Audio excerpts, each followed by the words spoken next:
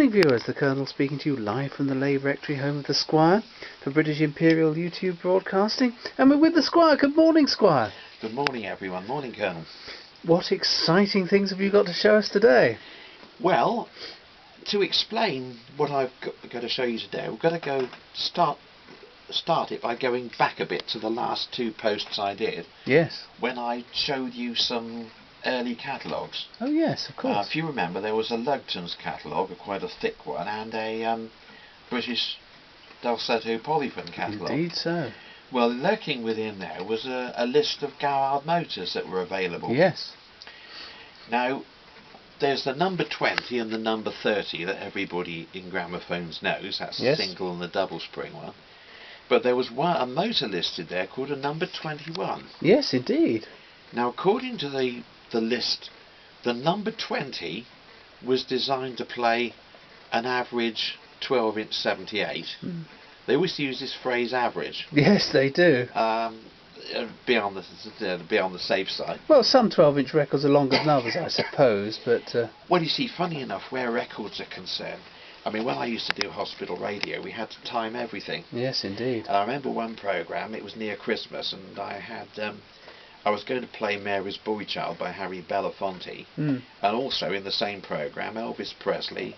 Now, which one was it? All Shook Up. Oh, right. Well, when I came to time them, All Shook Up was about 1 minute 50. Right. And Mary's Boy Child was about 4 minutes 10 seconds. Good Lord. On a 10-inch record. Amazing. And it was tighter grooving, but it was that difference in the playing time. Amazing. I always remember I had the record, well, I was given the record new in 1957, and Christmas 1957 or 58, of course. And I remember the gramophone had a job to play it, and nobody could understand why. But of course, when I measured it, I could see, 30 years later, I measured it. Of course, saw what the problem was. Well, yes. Absolutely. But anyway, that's a by the by. So that was those two. Yes. But there was also a motor listed called a Garrard number 21, which neither of us had ever seen. No, we hadn't. It was listed as being able to play two sides of a 10-inch record. Indeed. Well, I bought a gramophone on eBay last week. It's a Maxitone. It's a fairly luxurious. It's a nice quality one, isn't it? Super condition. We'll go into it a bit closer when I finish the story. It's got a nice Meltrope 3 soundbox badged up as Maxitone Luxus. Yeah, very nice. But amazingly enough, lurking within, if I take the motorboard out, here's a Garrard number 21 motor. Good Lord, there it is, yes. Now, I've never seen one of those. No. Now, I think people are familiar with the number... Obviously, people are familiar with the number 20. Yes. But this one is a size larger. You've got a much bigger spring barrel, probably half-inch, maybe quarter of an inch larger in diameter. So that explains the longer running time. Yes. But I've never seen that motor. Apart from that, the governors, the turntable spindle, the intermediate drive. Everything's typical, Typical isn't it? Garrard number 20, but with a much bigger spring barrel. And again, that must be late 30s. I'm not really sure. Onwards. Well, the catalogues were 1938, 38, yes. Yeah. Well, so that was that one.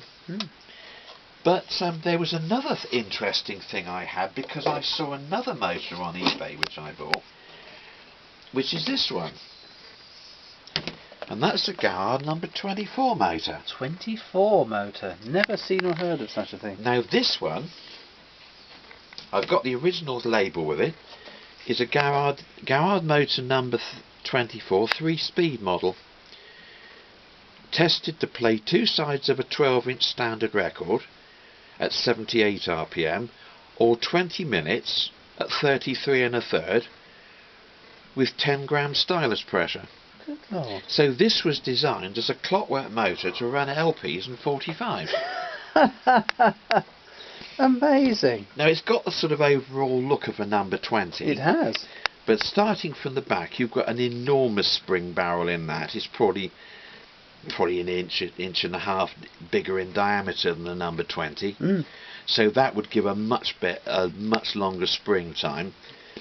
And then this gearing here that's more or less the same gear as a number 20. But then we come on to the spindle gear, which is much larger in diameter. Right.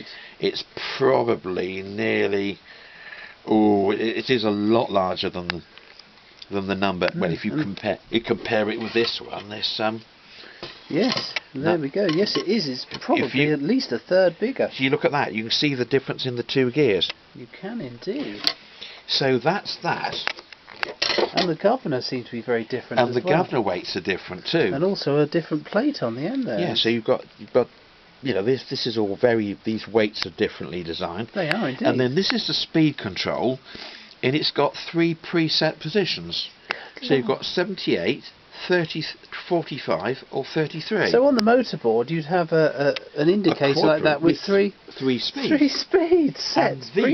And these screws are adjusters, right. So you can adjust the individual speed to get them right. Good Lord.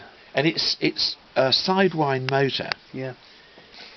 Now I don't know who used these motors. I've never seen a record player, and it would be a record player with a 1950s pickup with a crystal turnover cartridge to play LPs. With presumably a battery operated speaker. I would say battery amplifier and speaker. Yes, exactly. Good Lord. So as I say, that's 2 motors I've seen in about 2 weeks, which I've never seen before. It just shows what will turn up, doesn't it? Yes, there we go. Amazing. So what I intend to do is to use this mode, is to find some kind of, it seems, by the way that's angled, it seems to lend itself to go into a gramophone like that. Yes. So what I might do is try and get a portable gramophone case, which has already got sidewind.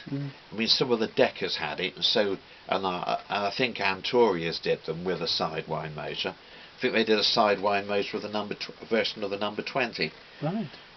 So I'm going to try and get that, and then build up something to make it work as a battery-operated LP player with a clockwork motor. How extraordinary! But I've never seen a clockwork 50s machine anywhere. They're either sort of late gramophones, the Decker children's models are 50s, or late 40s, early 50s, aren't they? Mind you, I have got in storage a Vidor record player, which is like a wind-up. It's just got a spring motor, an electric pickup, and a battery valve amplifier. And it's not got one of those motors in there. No, it certainly hasn't. That's purely 78. That would be a sort of, I forget what year it is, but it's probably 1951, 52. But it's got a Garrard needle armature magnetic pickup. Amazing. So this must be one of the last clockwork motors ever fitted to a gramophone, or any sort of sound reproducing machine. The strange thing is, in all these years, I've never seen one. No, and there it is. It doesn't appear to have ever been used. Well, you see, I think the thing is, what it would do, if you try playing used an ordinary spring motor to play 45s, the governors would be only just sort of turning over. Yes. And then it would be the sound would would go where as it turns around. But this one, I haven't tested it, but what I think happens is the governor works a lot faster. Yes. So it may not be capable of the top speed of an ordinary motor. You know, an ordinary motor would you'd probably get 90, 95 RPM out of an ordinary motor flat out. But this one, I should think, just goes fast enough to get 78. Yes. And then you can step it down. Because it's funny, I long thought of how they would ever do a spring motor to run that kind of record, and that's what I thought they might do. And of course, my thoughts have been proved right. Incredible. You know, it reminds me of that St Dunstan's portable. Oh yes. Where that will play 16 RPM, it will. But the governors had been altered at the factory for that. Yes, they were. That was a modified 10B Garrard motor. It's a huge motor in that thing, a huge double spring motor. We'll have to feature that one day. I must get it out and show you that one. But there we are, 2 completely new things. How amazing. Well, thank you very much for showing us. No problem. Those, because I've never seen those motors before, and then suddenly here they are. Exactly. Amazing. So that's always the fun with collecting these sort of things. You never know what's going to come next. No one has seen everything. I mean, you see on eBay, you see umpteen 101s and 102s, Yes. HMVs, wonderful gramophones, good quality, but fetching fantastic money. Mm. And they're the most popular ones that were ever built, and there are thousands of them around. Oh, They yes, fetch yes. huge money. Yet something like this is unique. So far, I haven't seen Yes. another one. No, and I've got hundreds of spare motors from various sources, and I haven't got one of those. I'm sure I haven't. And I could go back 60 years and I haven't seen one of those. Amazing. Mm. Maybe they were made in very small quantities for one sort of contract. Who knows? Well, it could be. But I'd be interested to know who actually used them and turned out a machine with one of those fitted. Incredible. I did see Albert did a portable radiogram. Right. It was about that size. It was creamy coloured with a band going round it. And you had a battery radio on one side and a clockwork motor on the other. And I remember seeing one on eBay where it did have a turnover cartridge and it had 2 speed controls. Right. You know, the thing you move, it had 2 of them coming out. But whether it's a version of this, I don't know. But that's the only thing I've seen that is a possibility. Amazing. Amazing. Well, thank you very much for showing us those motors. No problem. Hopefully you all enjoyed it at home, and we'll be back soon. Thank you. Thank you, viewers. Goodbye.